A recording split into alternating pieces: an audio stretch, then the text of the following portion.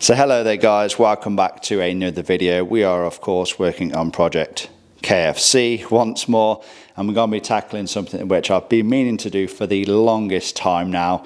But before we get into things, do me a massive favour, give this video a big thumbs up. It really does help me out and it shows your appreciation.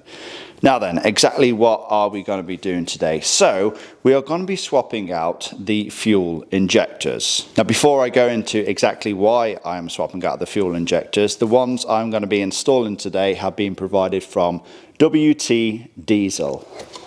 This is them right here, and they are genuine refurbished Bosch fuel injectors. So if you do need any fuel injectors, for sure check out WT Diesel. All details will be down in that description box below. Now then, let me explain to you exactly why we're choosing to swap out the fuel injectors on this engine. So let's head into the car.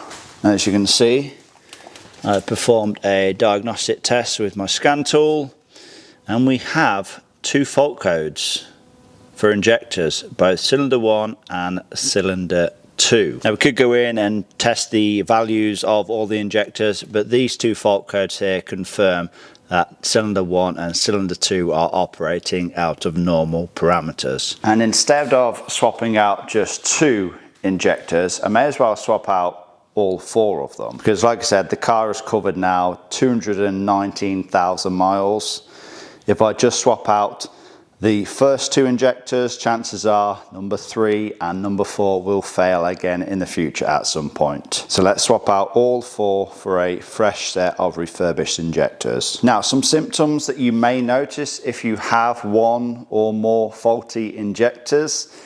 You can notice that your engine is misfiring. Typically what you'll notice at idle, your rev counter will fluctuate. That generally means that you have an issue with one of your injectors. You can have smoke coming from the rear, again, especially on startup. That's something I've actually been experiencing, so it'd be interesting to know if it stops after I swap out these fuel injectors. When I say smoke, I don't mean, you know, terrible smoke. It's just a slight puff of smoke on initial startup. So yes, needless to say, we need to swap out these injectors. So let's get right into things. Now it's worth mentioning, if you are swapping out your injectors for a new set, you will then need to code the new injector values to the car afterwards using some kind of scan tool.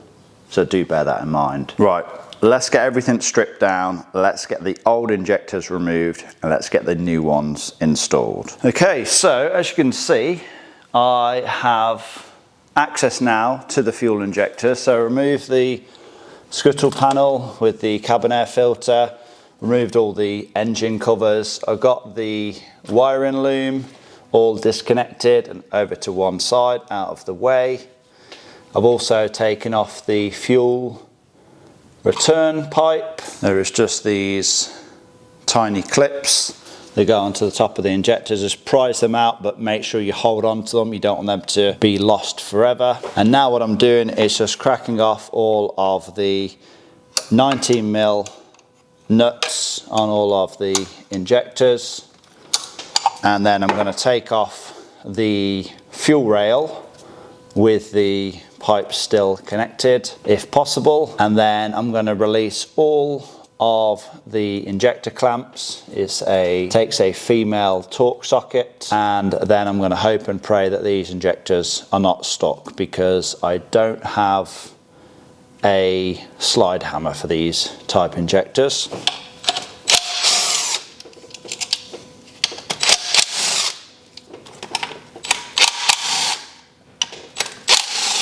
This fuel rail should just lift out now.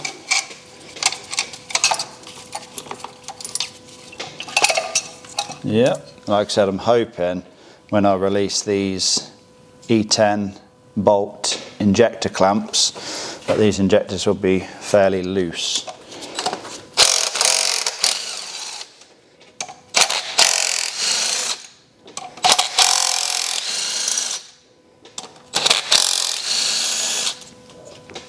No, that one's frozen solid.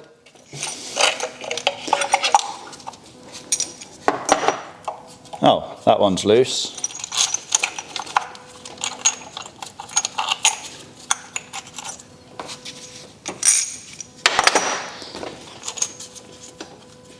That one seems pretty solid.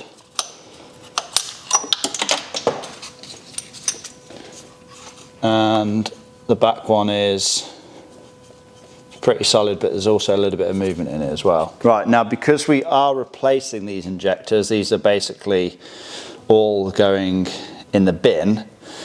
I'm not too worried about damaging them, so I am gonna try and persuade them a little bit just to loosen them up. Like I said, this one here, well, it's just pulled out. I want to give this a bit of a clean before I take them out all the way, just because I don't want anything falling down into any of the cylinders. But yeah, I'm going to give this a bit of a vacuum because there is some debris. I don't know what that is. Oh, that's part of the sound deadening. I don't want that falling down into the engine, but then I will try and work some of these injectors loose. Right, so I have an aluminium hammer, I have a copper hammer.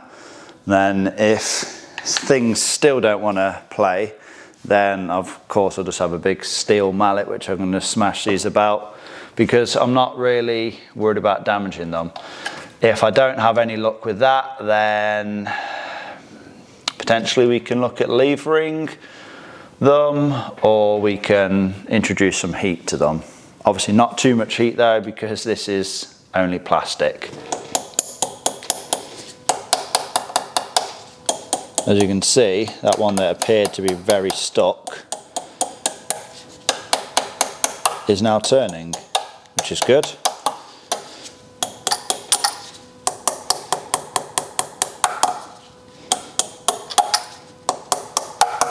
So is that one, and indeed so is this one. So we've got movement on all four of them, which is great news.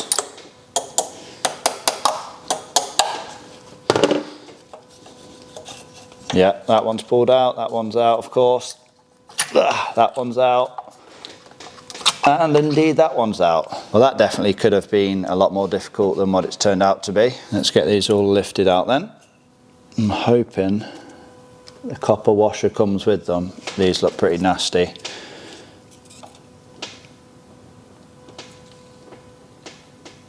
Yeah, copper washer's on that one as well.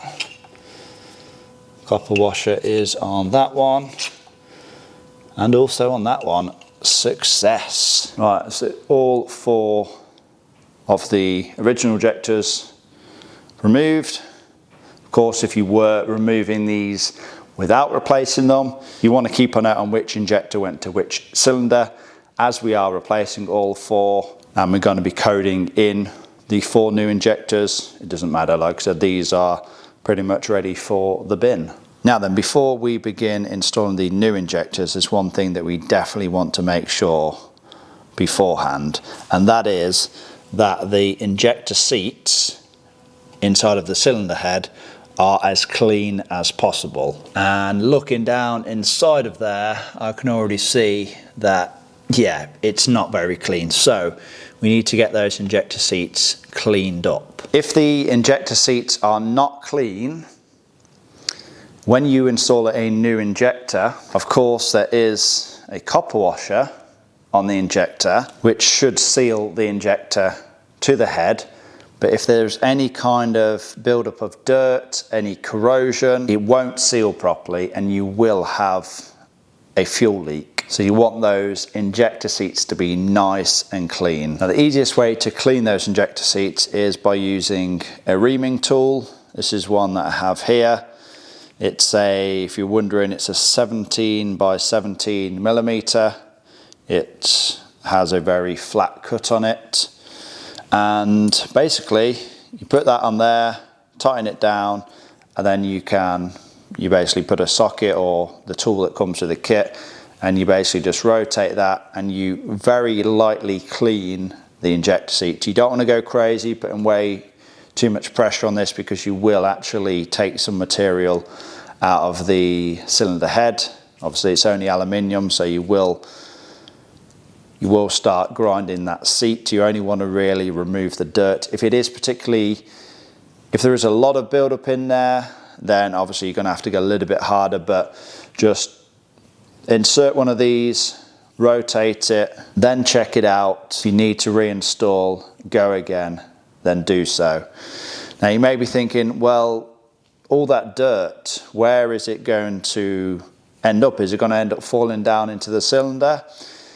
If it is only dirt, then it shouldn't really cause too much damage. It'll end up just burning up and going out of the exhaust. But what you can do to catch the majority of it is actually just apply some grease to the reaming tool itself, and that should in theory catch most of it. So that's generally what I tend to do, and yeah, seems to work quite well. So as you can see, have my tool set up. I'm just going to dip it in some grease. And then we can drop this into the first injector hole and then work our way back.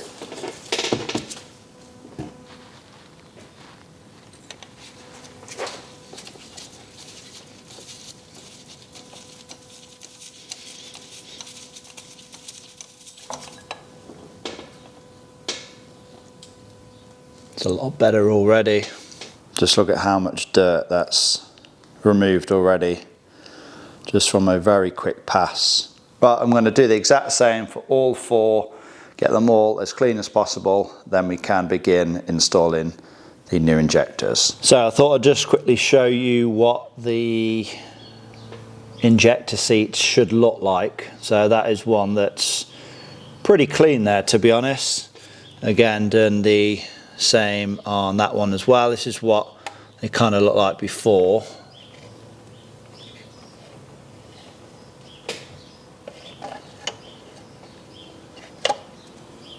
Just absolutely filled with carbon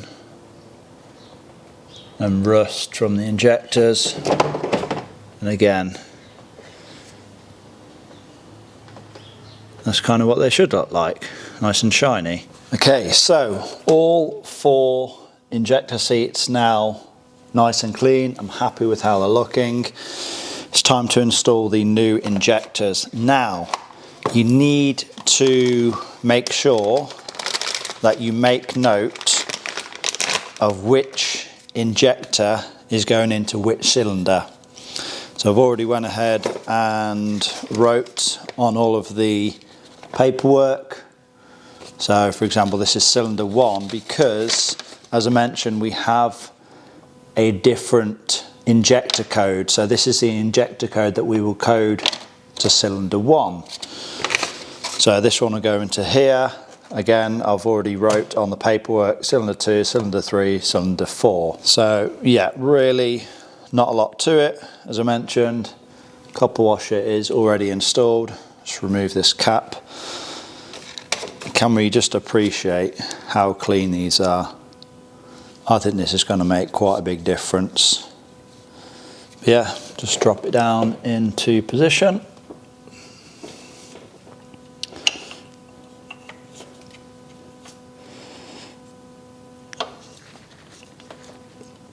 I'll just leave those caps on for the time being.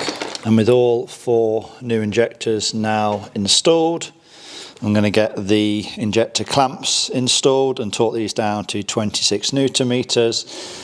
And then I get the fuel rail all put back on, everything plugged back in, connected up, and then we'll head inside because there's a couple of things that we need to do before we can get this engine fired up. So as you can see, fuel system all now back together, and I've connected the battery back up, and I've just connected the scan tool. Next thing we need to do then is code the new injector values to the car. So I'm just inside of the special functions. I'll go to drive, and then what you want to select is injection quantity compensation, and it should show us all of the current injector values, which it does. Those are all the current stored values, and obviously we need to change them over to our new ones. Make sure again you have numbered each cylinder according to the injector that you've just replaced. So continue, enter new calibration values. Which cylinder do you wish to enter value for? So number 1,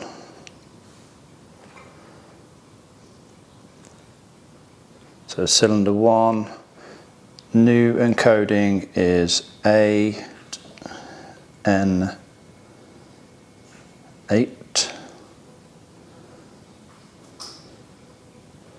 Yep. Okay. Yes. Cylinder 2.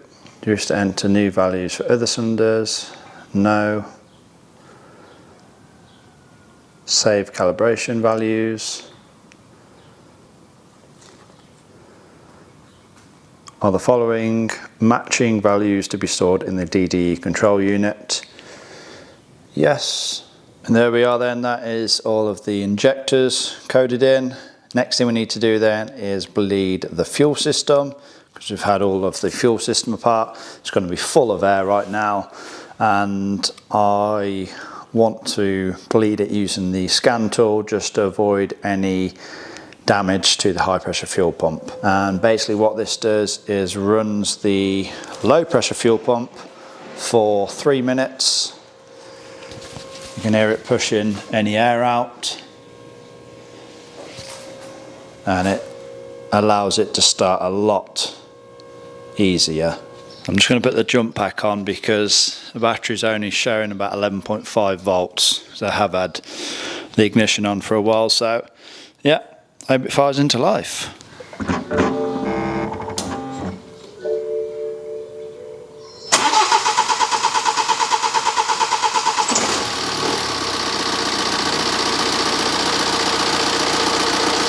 So, engine finally fired into life. Even after bleeding the system, it still wanted to crank for quite a while.